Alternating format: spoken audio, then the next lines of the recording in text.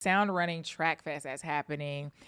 We're going to end this show talking about what you should be watching this weekend. So, John, take us through a little baby preview of what to expect, what we should look out for, really all the things.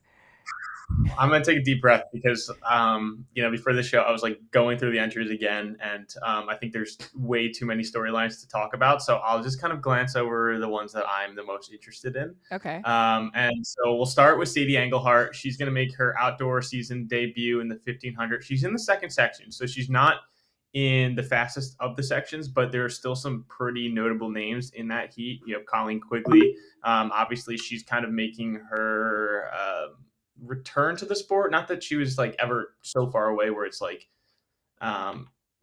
super consequential, but like she did spend a couple of years with injury, and now so she's been back this outdoor season, and excited to see her in that race. But there's also like a couple of sub 15-minute 5K runners in that 15 as well. So you have Courtney Wayman and Bailey Hertenstein.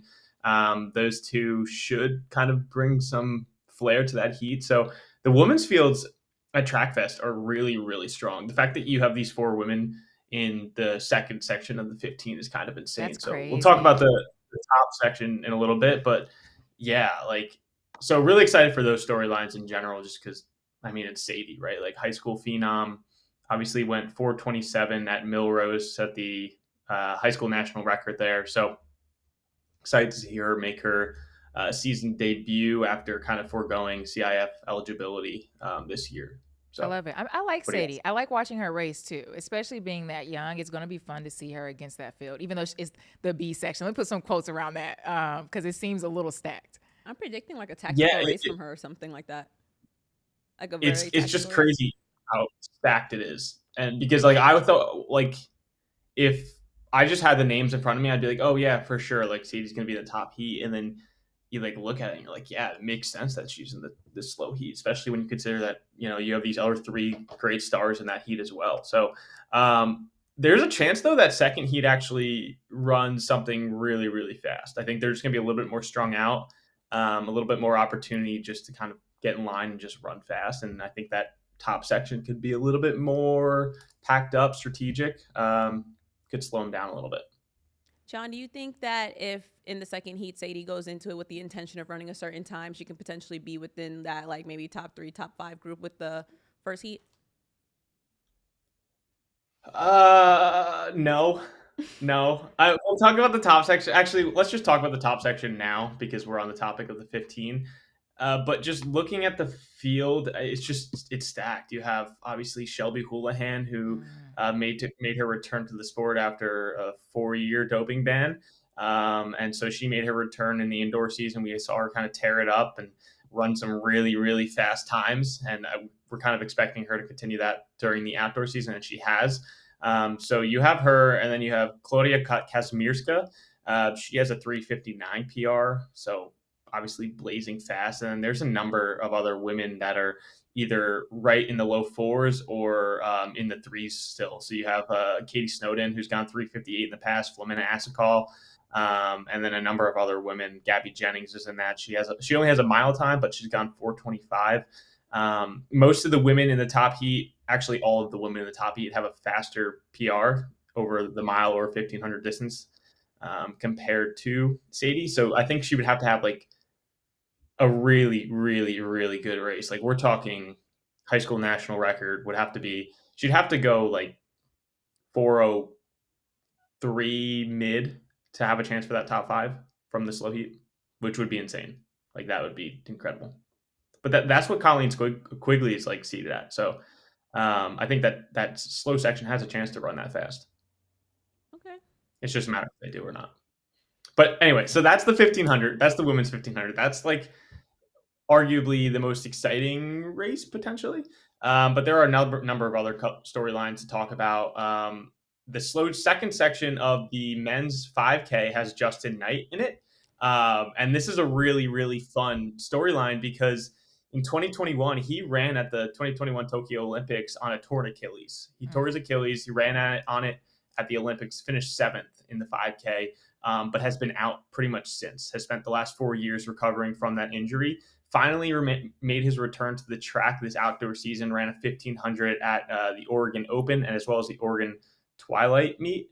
and he ran 3:42. So like for not running for 4 years, that's relatively respectable. I mean, I would say at least not racing for 4 years to come back and run, something that converts to a sub 4 mile is pretty impressive. Excited to see him return to that 5K distance now with a couple of races under his belt. I mean, when he got hurt, he was at the top of the sport. I mean, he had a 12:51 5K PR, finished seventh at the Olympics. He was just kind of blossoming into the young talent that, we kind of believed he could be. So it was really disappointing to see him kind of go out of the sport for 4 years. And I think a lot of us thought he was done. A lot of us thought there was no chance he was going to return from being out for so long. And here he is this year back on the track. He says he's back on Instagram. So I know he's in the slow section, but really excited to see him race. And yeah, I think you know a thing or two about Justin Knight, right? Listen, Justin used to come into the training room singing Drake. Okay, regularly. period. I am so excited to see him back in. Like, I mean, I'm biased for sure. Go Orange. But I think even as a fan, we see these devastating stories all the time. And I'm so happy that he's coming back. I'm so happy that he came back at a world championship year too. And, he's always had the mentality that, I can win, that I will win.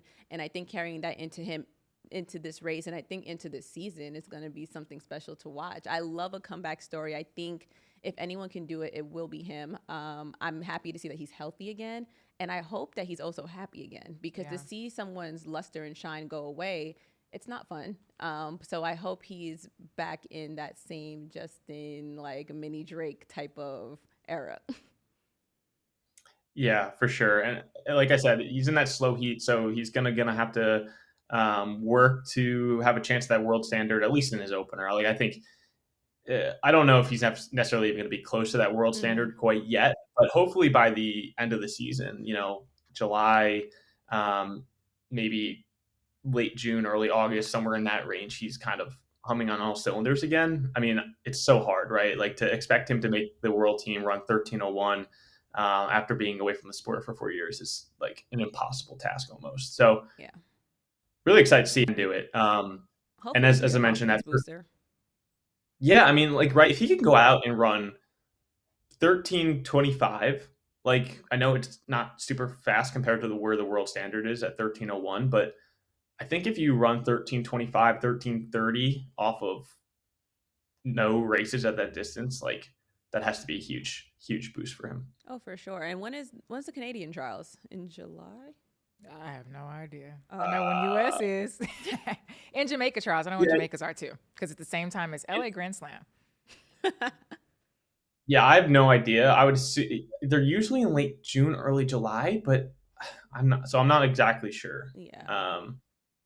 That's the men's 5K. Then we look over. I mean, I didn't talk about the top heat. It has a lot of big names in it: Woody Kincaid, Sean McGorty, Kai Robinson, Dylan Jacobs. The list goes on and on. Andrew Coskren's in that. We saw him win the Grand Slam Miami 3K over Grant Fisher. So excited to see him jump in a 5K now. And he's more prolifically known as a 1,500 meter runner. So to see him bump up to the 3K at Grand Slam and now a 5K, I think it's a kind of an exciting distance for him just based on how he was able to run that 3K.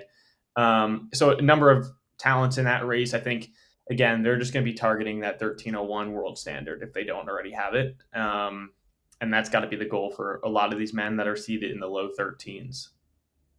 I love it. Now we're getting close to time. I'm not going to lie to you, John. So give me your last top two races that we need to like. I know you said there's tons of storylines, but like what should Demitra do this weekend? We have the women's 15, we have the men's 5K. Yeah. I'll go real quick for you because I've got it. Like I'll give you like another deep dive one, and it's gonna be the women's 5K, mostly because of Heather McLean. She hasn't. I did the research. I looked into this. She hasn't raced a 5K in her professional career ever, and the last time she's never run a 5K on the track, at least from what I can tell.